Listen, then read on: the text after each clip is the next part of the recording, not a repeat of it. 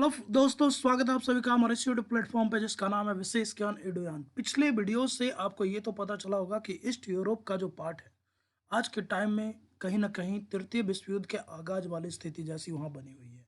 और इसका सबसे बड़ा रीज़न है आपका रूस और यूक्रेन के बीच जो आपकी सीमा विवाद है, और प्लस में जो आपकी जो यूक्रेन में प्रोटेस्ट हो रही है डेंटास्क और लुहांस्क वाले एरिया में, उसको कथित तौर पे ऐसा माना जा रहा है कि रूस जो है उसको सपोर्ट कर रहा है। साथ ही साथ ये भी आपको पता होगा पिछले वीडियोस के द्वारा कि लगभग आपकी 1 लाख रूसी सेना जो है वो यूक्रेन बॉर्डर तक पहुंच चुकी है, और कहीं ना कहीं वो रूस एक तरह से प्रेशर बना रहा है। और ये सेम वैसे ही हालत है दोस्तों जैसे 2008 में क्रीमिया एनेक्सेशन के टाइम में हुई थी।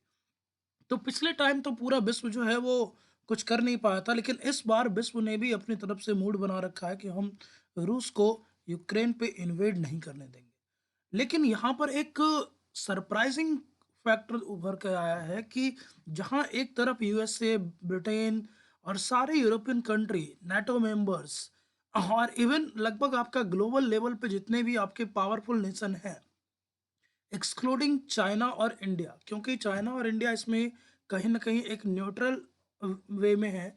उसके अलावा जितने भी आप बड़े-बड़े और पावरफुल कंट्रीज़ को देखो तो सभी के सभी आपके रूस के इस कदम की आलोचना कर रहे हैं, और एक तरह से अपनी जो भावनाएँ हैं, अपनी सॉलिडरिटी जो है, वो यूक्रेन के साथ दिखा रहा है।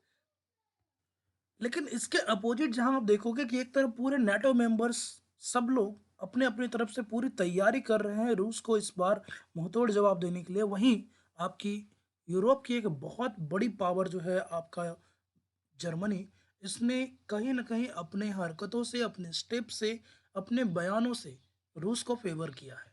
और ऐसा माना जा रहा है कि इसके पीछे खास तौर पे इसका जो नॉर्ड स्ट्रीम की जो आपकी समझौते हैं, जो गैस पाइपलाइन के कारण रूस जर्मनी को होने वाला फ़ायदा है, इन सभी के कारण और जो पुराने आपके ऐतिहासिक रिश्ते रहे हैं रूस के साथ, इन सबों का कहीं न कहीं प्रभाव पड़ रहा है, और जर्मनी इस युद्ध में कहीं न कहीं आपको एक तरह से रूस को फ़ेवर करता नज़र आ रहा है।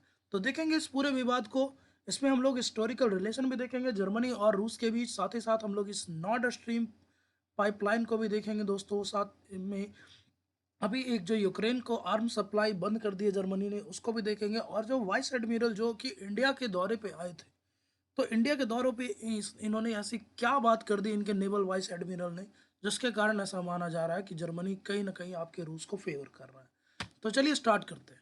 सबसे पहले हम लोग अगर लोकेशन की बात करें दोस्तों, तो देख सकते हो कि जो आपकी जर्मनी की लोकेशन है, एक तरह से ये आपका वेस्टर्न यूरोप में पड़ता है। और इसकी सीमाएँ अगर बात करें तो किन-किन देशों से लगती है, तो यहाँ पर आपका नीदरलैंड है, बेल्जियम, फ्रांस, स्विट्ज़रलैंड, फिर ऑस्ट्रिया, प्राग, चेक रिपब्लिक जिसको हम लोग जानते हो, पोलैंड, और फिर यहाँ पर एक इसको जो मिलेगा वो है आपका बाल्टिक सी और इधर नॉर्थ सी।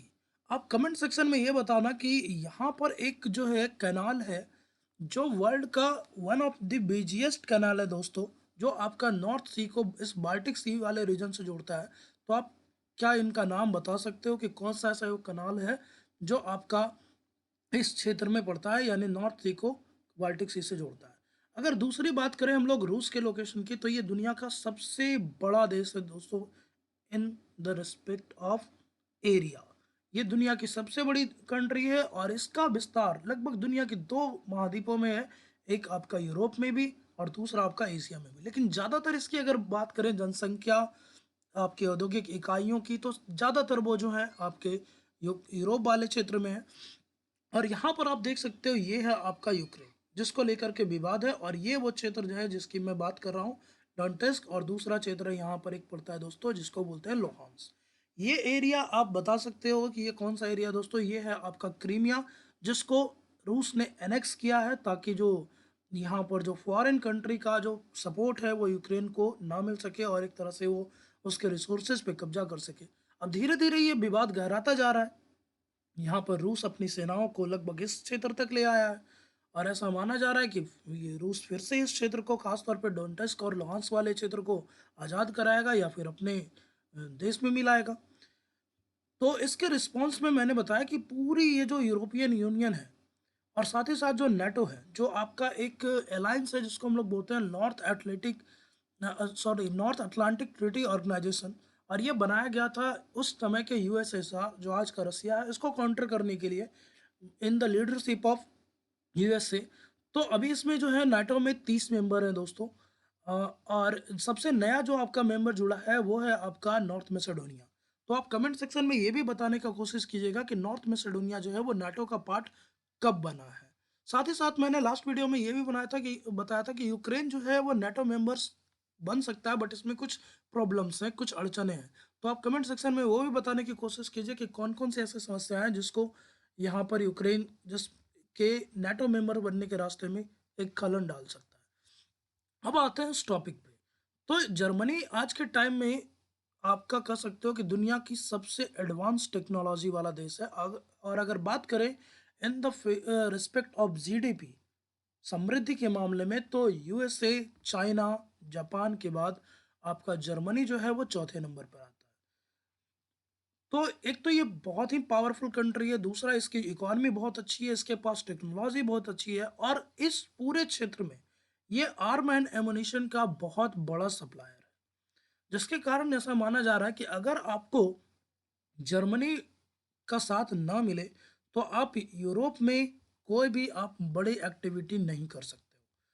यूके यहाँ पर एक तरह से न्यूट्रल रहता है दोस्तों, या उसकी जो आप कह सकते हो इन्वॉल्वमेंट, वो काफ़ी ज़्यादा एक उसके अलग ढंग से चलता है। जो ऐसे कोई मैटर जो उसके कंसर्निंग है, जो उसके लिए फ़ायदेमंद है, ये आपका इंग्लैंड उसी में भाग लेता है। क्योंकि आप देखो तो जो यूके की पोजीशन है ये लगभग लगभग आपकी पूरे यूरोप की मेन जो लैंड है उससे अलग है। तो यहाँ की राजनीति का इंग्लैंड पे, यूके पे उतना ज़्यादा कुछ खास असर पड़ता नहीं है, लेकिन फिर भी इस वाले मुद्दे में ये आपका इसका भी साथ मिला है। अब आते हैं कि पूरा विवाद क्या है। तो पहला विवाद देखिए, यहाँ पर ये हुआ कि एक तरह से पूरे नाटो कंट्रीज ने यूक्रेन को बहुत ज़्यादा अपनी तरफ से मिसाइल, बंदूकें, अपने आर्म सप्लाई करना शुरू कर दी। लेकिन यहाँ जर्मनी ने बोला कि ना तो हम खुद जो है यहाँ यूक्रेन को आर्म सप्लाई करेंगे, आर्सेनल सप्लाई करेंगे, और ना ही हम यहाँ पर दूसरे ऐसे देश, खास तौर पे जो इस्टोनिया है, यहाँ पर से जो आर्म सप्लाई होगी हम इसको भी रोकेंगे। अब क्यों रोकेंगे? तो इसके पीछे इसने रीज़न दिया है कुछ-कुछ, उस पे हम लोग बात करेंगे। तो देखिए, इन दोनों कंट्रीज़ की यहाँ पर आपको मैंने डिटेल लोकेशन दी है। एक तरफ इसका नॉर्थ सी, बाल्टिक सी, यहाँ पर आप देख लो आर्कटिक ओशियन है, सी ऑफ आपका ओसाक है, और यहाँ पर देख सकते हो ये बर्लिन की बाउंड्री है, यानी जो 1991 के पहले आपका यहाँ पे बर्लिन जो है एक तरह से 2 पार्ट में था, और यहाँ पर बर्लिन की दीवार भी थी। अब जर्मनी और रूस के बीच इतने तगड़े वाले रिश्ते क्यों हैं? इतना स्ट्रॉन्ग रिलेशन क्यों है? तो एक उसका सबसे बड़ा रीज़न ये है, और जर्मनी के रूस को फ़ेवर करने का, ये नॉर्ड स्ट्रीम पाइपलाइन। अब नॉर्ड स्ट्रीम पाइपलाइन क्या है दोस्तों? तो देखिए, पूरा यूरोपीय यूनियन जो है वहाँ पर अभी के टाइम में एनर्जी की बहुत ज़्यादा क्राइसिस चल रही है। लास्ट वीडियो में मैंने यमन सऊदी अरबिया वाले में मैंने आपको बताया कि कहीं न कहीं आपका सऊदी अरबिया जो है पूरे ऑयल और गैस मार्केट पे डोमिनेट करना चाहता है। जबकि यहाँ पर रूस के पास बहुत ज़्यादा गैस और ऑयल जो है अवेलेबल है। लेकिन 2008 में जब इसने क्रीमिया को एनेक्स किया था, उसके बाद उसके ऊपर काफ़ी ज़्यादा सैंक्शन लगे थे, और इसके कारण इसका व्यापार प्रतिबंधित कर दिया गया। अभी पूरे यूरोप को गैस की ज़रूरत है, और अभी अगर वो मिडिल ईस्ट से, यानी सऊदी अरेबिया वाले रीजन से अगर वो परचेस करता है तो उसको काफ़ी ज़्यादा ये एक्सपेंसिव पड़ता है। तो यहाँ पर जर्मनी की लीडरशिप में ये बोला गया कि हम लोग जो है यूरोप को गैस की जो डिमांड है और ऑयल की जो डिमांड है उसको पूरा करने के लिए हम रूस के साथ एक पाइपलाइन बिछाएंगे। और ऐसा नहीं है दोस्तों कि पहले ऐसी व्यापार नहीं थी, पहले भी वो व्यापार होती थी, लेकिन यहाँ पर अगर आप देखो तो वो पहले होती थी with the help of Ukraine, यानी वो पाइपलाइन पहले यूक्रेन से होकर के जर्मनी तक जाती थी, और जिसमें लगभग बोला जाता है कि लगभग $3 बिलियन पर एनुअल खर्च बैठता था आपका ट्रांसपोर्टेशन का। अभी नॉर्ड स्ट्रीम के बन जाने से वो 3 बिलियन का जो एक्स्ट्रा खर्च है वो आपका यहाँ पे क्या होगा, कम हो जाएगा। जिसके कारण एक तो जर्मनी को काफ़ी ज़्यादा पैसों की बचत होगी, दूसरा इससे क्या होगा कि रूस को भी एक रिसोर्स प्राप्त होगा, एक फाइनेंशियल हेल्प हो जाएगी, और उस वो जो काफ़ी हद तक अभी देख लो इकोनॉमिक रूप से वीक हो चुका है, तो वो फिर से अपने आप को इमर्ज कर सकता है एज़ अ सुपर पावर। अब यहाँ से जब ये नॉर्ड स्ट्रीम पाइपलाइन चली है, तो जैसा कि आपको पता होगा कि काटसा और बेका और बाकी चीज़ों के अनुसार या फिर सैंक्शन के कारण यूएसए ने ये बोल रखा है कि जो भी कंट्रीज़ रूस के साथ आपके ट्रेड करेगा या उसके साथ कुछ भी ऐसा परचेज़ डीलिंग करेगा, हम उसके ऊपर सैंक्शन लगाएँगे। तो ये तो प्रॉब्लम थी बट यूएसए ने इसको ओके कर दिया, ग्रीन सिग्नल दे दिया कि ठीक है, चूँकि यूरोप में आपकी बहुत ज़्यादा एनर्जी की क्राइसिस है, ख़ास तौर पे क्लीन एनर्जी की, तो हम यहाँ पर इसको सैंक्शन नहीं करेंगे, इसके ऊपर हम एक्शन नहीं लेंगे। तो इससे क्या हुआ कि आपका ये 1200 किलोमीटर का लंबा पाइपलाइन लगा और ये आपका गुजरेगा बाल्टिक सी से होते हुए और यहाँ पर देखोगे तो 2 रीज़न आपको देखने को मिल जाएँगे, एक है आपका उस्ट-लुगा और दूसरा है आपका वाइबॉर्ग। और यहाँ पर ये पाइपलाइन फाइनली पहुँचेगी ग्रेफ़वाल्ड पे, जो कि जर्मनी का बहुत बड़ा आपका औद्योगिक क्षेत्र है। इससे पहले भी यहाँ पर देखो तो 2 आपको पाइपलाइन दिख जाएँगे। एक है आपका नॉर्ड स्ट्रीम 1 और एक है आपका नॉर्ड स्ट्रीम 2। इसको नॉर्थ स्ट्रीम के नाम से भी जानते हो दोस्तों, तो नेम से कन्फ्यूज़ मत होइएगा। नॉर्थ सेम ही है। और ये जो आपको दिख रहा है ये आपका येलो वाला ये है नॉर्ड स्ट्रीम 2। इससे पहले आपका नॉर्ड स्ट्रीम 1 चलता था। और अगर बात किया जाए कि अगर ये ऑपरेट होना शुरू हो जाएगा तो लगभग आपका 110 बिलियन क्यूबिक मीटर गैस जो है रूस हर साल जर्मनी को सप्लाई कर सकता है और इससे क्या होगा कि आपकी बहुत ज़्यादा यहाँ पर रूस और जर्मनी दोनों को फ़ायदा होगा।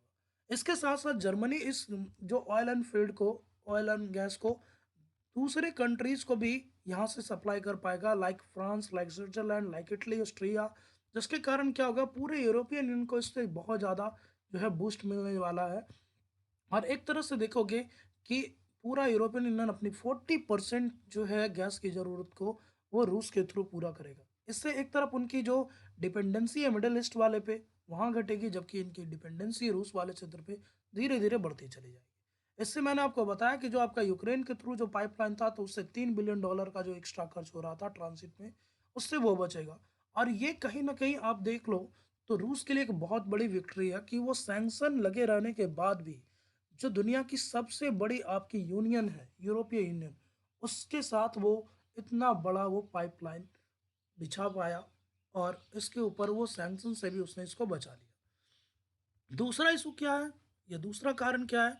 यहाँ पर जर्मनी जो है वो एस्टोनिया को जो आप यहाँ मैप में देख सकते हो यहाँ पर ये कंट्री है एस्टोनिया। अब यहाँ पर बहुत सारा आर्म्स और एम्यूनिशन और मिसाइल्स जो है मैन्युफैक्चर किए जाते हैं। तो जब एस्टोनिया और लातविया लिथुआनिया ने ये बोला कि हम जो है आपका यूक्रेन को सपोर्ट करेंगे और रूस का जो वर्चस्व बढ़ रहा है उसको कहीं न कहीं काउंटर करेंगे। तो जब इसने ये बोला कि हम यहाँ से बंदूकें जो है वो सप्लाई करेंगे आपके यूक्रेन को, जर्मनी ने यहाँ पर इस चीज़ को रोक दिया। क्यों? क्योंकि यहाँ पर जो भी मैन्युफैक्चरिंग होती है आपकी आर्म एंड एम्यूनिशन की, वो सभी के सभी जर्मन टेक्नोलॉजी है और जर्मन पेटेंट कंपनियों द्वारा ही किए जाते हैं।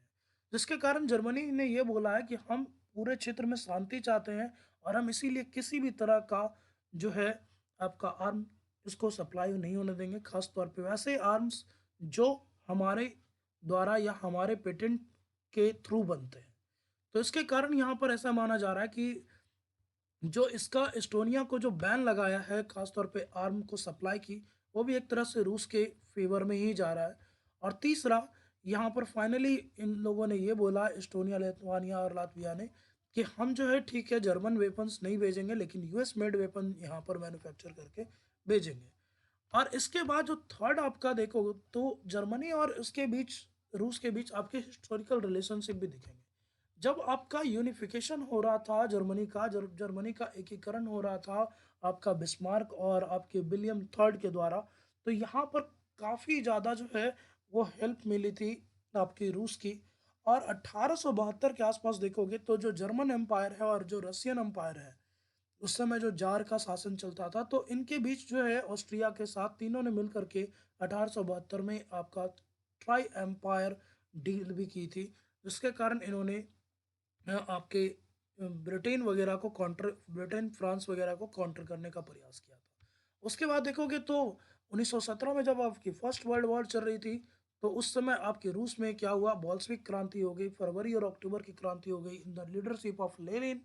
और यहाँ पर रूस जो है वो प्रथम विश्व युद्ध से बाहर निकलना चाह रहा था, जिसके कारण क्या होता है कि आपका वो जो वेस्टर्न फ्रंट पे यहाँ पे जो जर्मनी से युद्ध होता रहता है इस पूरे क्षेत्र पे, तो उस क्षेत्र पे यहाँ पर चूंकि वो पहले पोलैंड वगैरह भी उसी का पार्ट हुआ करता था दोस्तों, तो यहाँ पर उनसे युद्ध हो रहा था जर्मनी से, तो यहाँ पर दोनों ने डील पीस ऑफ ये sorry deal of peace treaty sign की, जिसके कारण क्या हुआ कि रूस जो है प्रथम विश्व युद्ध से बाहर हो गया और जर्मनी जो है फाइनली वो फ्रांस और दूसरे देशों पे फोकस कर पाया।